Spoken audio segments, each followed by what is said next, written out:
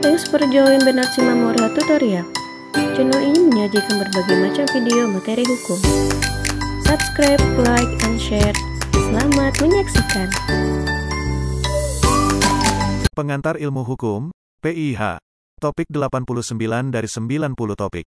Pengantar Hukum Telekomunikasi. Globalisasi yang mendunia melahirkan suatu rezim hukum baru yang dikenal dengan hukum siber atau hukum telematika. Hukum siber atau cyber law, secara internasional digunakan untuk istilah hukum yang terkait dengan pemanfaatan teknologi informasi dan komunikasi.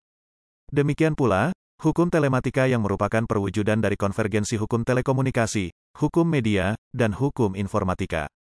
Cyber law adalah aspek hukum yang istilahnya berasal dari cyberspace law, yang ruang lingkupnya meliputi setiap aspek yang berhubungan dengan orang perorangan atau subjek hukum yang menggunakan dan memanfaatkan teknologi internet atau elektronik yang dimulai pada saat mulai online dan memasuki dunia cyber atau maya.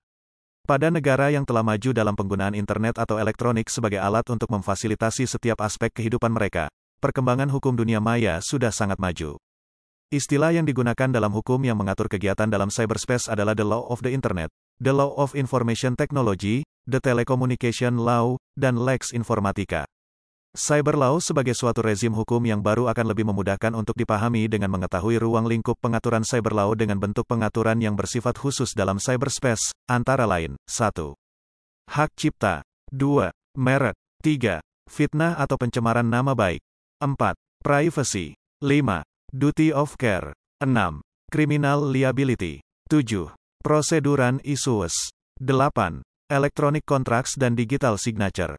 9. Electronic commerce. 10. Electronic government. 11. Pornografi. 12. Pencurian. Pada mulanya, istilah telematika dikenal dalam bahasa Perancis yaitu telematik, yang kemudian berkembang menjadi istilah umum di Eropa. Selanjutnya, telematika atau telematics diartikan untuk memperlihatkan pertemuan jaringan komunikasi dengan teknologi informasi. Perkembangan makna telematics menjadi singkatan dari telecommunication and informatics, yang merupakan perpaduan konsep computing and communication. Lalu, istilah telematika memperlihatkan konvergensi antara telekomunikasi, media, dan informatika. Konvergensi pada telematika merupakan penyelenggaraan sistem elektronik yang berbasis teknologi digital.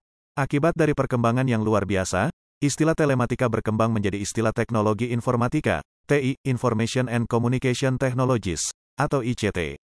Di Indonesia, cyber law atau hukum siber diatur dalam Undang-Undang Nomor 11 Tahun 2008 tentang Informasi dan Transaksi Elektronik, atau ITE. Secara umum, dapat disimpulkan bahwa Undang-Undang ITE dapat disebut sebuah cyber law karena muatan dan cakupannya luas membahas pengaturan di dunia maya.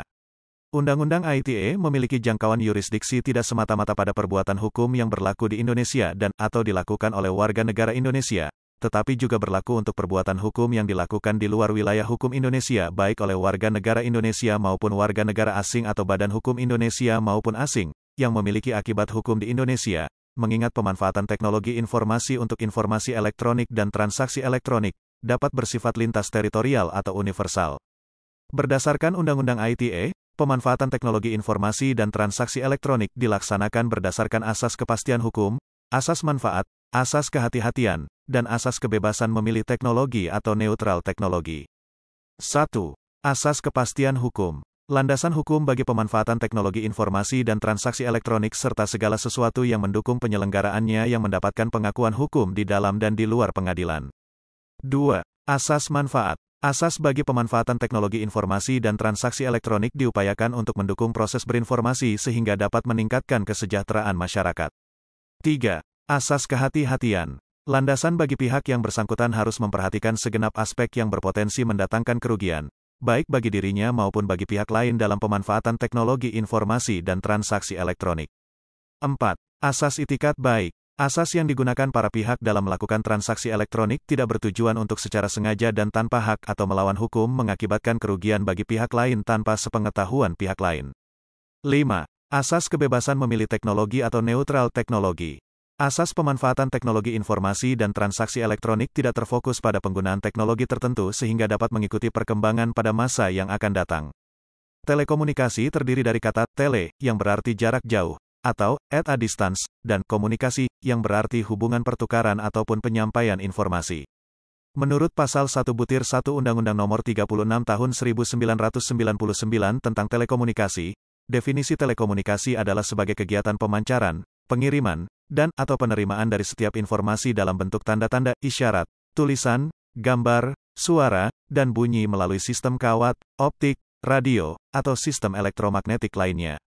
Tujuan dalam penyelenggaraan telekomunikasi, yakni, untuk mendukung kesatuan dan persatuan bangsa, meningkatkan kesejahteraan dan kemakmuran rakyat secara adil dan merata, mendukung kehidupan ekonomi dan kegiatan pemerintahan serta meningkatkan hubungan antar bangsa, dan dapat dicapai melalui reformasi telekomunikasi untuk meningkatkan kinerja penyelenggaraan telekomunikasi dalam rangka menghadapi globalisasi, mempersiapkan sektor telekomunikasi memasuki persaingan usaha yang sehat dan profesional dengan regulasi yang transparan, serta membuka kesempatan lebih banyak bagi pengusaha kecil dan menengah.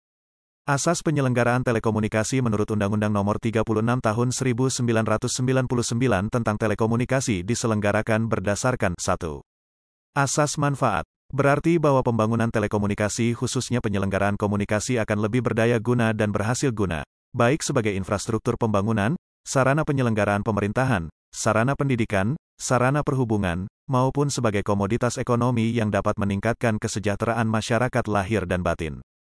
2. Asas adil dan merata. Berarti bahwa penyelenggaraan telekomunikasi memberikan kesempatan dan perlakuan yang sama kepada semua pihak yang memenuhi syarat dan hasil-hasilnya dinikmati oleh masyarakat secara adil dan merata. 3. Asas kepastian hukum. Berarti bahwa pembangunan telekomunikasi, khususnya penyelenggaraan telekomunikasi, harus didasarkan kepada peraturan perundang-undangan yang menjamin kepastian hukum dan memberikan perlindungan hukum, baik bagi para investor, penyelenggara telekomunikasi, maupun kepada pengguna telekomunikasi. 4. Asas kepercayaan pada diri sendiri. Dilaksanakan dengan memanfaatkan secara maksimal potensi sumber daya nasional secara efisien serta penguasaan teknologi telekomunikasi sehingga dapat meningkatkan kemandirian dan mengurangi ketergantungan sebagai suatu bangsa dalam menghadapi persaingan global. 5. Asas kemitraan. Bermakna bahwa penyelenggaraan telekomunikasi harus dapat mengembangkan iklim yang harmonis, timbal balik, dan sinergis dalam penyelenggaraan telekomunikasi. 6. Asas keamanan. Dimaksudkan agar dalam penyelenggaraan telekomunikasi selalu memperhatikan faktor keamanan dalam perencanaan, pembangunan dan pengoperasiannya. 7. Asas etika. Dimaksudkan agar dalam penyelenggaraannya, telekomunikasi senantiasa harus dilandasi oleh semangat profesionalisme, kejujuran, kesusilaan, dan keterbukaan. Selanjutnya, dalam hukum telekomunikasi, terdapat beberapa hal yang diatur, termasuk hak pribadi subjek hukum. Hak pribadi atau privacy dalam bahasa Inggris merupakan hak asasi manusia, sebagaimana diatur dalam ketentuan Pasal 12 Deklarasi Universal Hak Asasi Manusia, atau DUHAM. 1948 yang jika diterjemahkan bebas, berbunyi, tidak seorang pun boleh menjadi sasaran campur tangan sewenang-wenang terhadap privasi, keluarga, rumah, atau korespondensinya, atau diserang terhadap kehormatan atau reputasinya. Setiap orang berhak mendapat perlindungan hukum atas campur tangan atau penyerangan tersebut. Privacy memiliki 3 aspek, antara lain, 1. Privasi mengenai pribadi seseorang, privacy of a person's persona. Hak atas privasi ini didasarkan pada prinsip umum bahwa setiap orang mempunyai hak untuk dibiarkan sendiri. 2. Privasi dari data tentang seseorang, privacy of data about a person. Hak privasi dapat juga mengikat pada informasi mengenai seseorang yang dikumpulkan dan digunakan oleh orang lain. Penyalahgunaan informasi-informasi yang dikumpulkan atas anggota-anggota suatu organisasi, lembaga atau atas pelanggaran-pelanggaran dari suatu perusahaan termasuk dalam pelanggaran hak privasi seseorang. 3. Privasi atas komunikasi seseorang, privacy of a person's communication. Dalam situasi tertentu, hak atas privasi dapat juga mencakup komunikasi secara online. Dalam hal-hal tertentu, pengawasan dan penyingkapan isi dari komunikasi elektronik oleh orang lain bukan oleh pengirim atau orang yang dikirim dapat merupakan pelanggaran dari privasi seseorang. Privasi mempunyai konsep yang lebih luas dari kerahasiaan karena pembatasan kegiatan yang lebih luas berhubungan dengan suatu informasi pribadi, dalam pengumpulan, penyimpanan, penggunaan, serta penyingkapannya. Ruang lingkup pengkajian hukum telekomunikasi dapat terbagi 2 komponen. Komponen yang pertama berkaitan dengan komponen yang terkait dengan sistem, misalnya perangkat keras, perangkat lunak, prosedur, manusia dan informasi. Komponen yang kedua adalah berkaitan dengan fungsi-fungsi telekomunikasi, misalnya input, proses, output, penyimpanan, komunikasi. Kedua komponen tersebut dikenal dalam 4 komponen yaitu, 1. Konten, yaitu substansi dari data yang dapat merupakan output input dari penyelenggaraan sistem informasi yang disampaikan kepada publik. 2. Computing, yaitu suatu sistem pengolah informasi yang berbasiskan sistem komputer yang merupakan computer network yang efisien, efektif dan legal. 3. Communication, yaitu keberadaan sistem komunikasi dari sistem interconnection, global interpersonal, computer network. 4. Community, yaitu masyarakat sebagai pelaku intelektual. Itulah materi topik ke-89 pengantar ilmu hukum. Channel ini akan sangat membantu para mahasiswa di perguruan tinggi manapun di Indonesia, dan sebagai wawasan bagi masyarakat umum. Jangan khawatir jika tidak langsung paham. Untuk pemahaman yang lebih baik, putar dan dengarkan video tutorial berulang-ulang. Subscribe dan like, agar Anda mendapatkan update tutorial lainnya. Bagikan juga link video ini, agar teman lain juga mendapatkan manfaat channel ini. Sampai jumpa.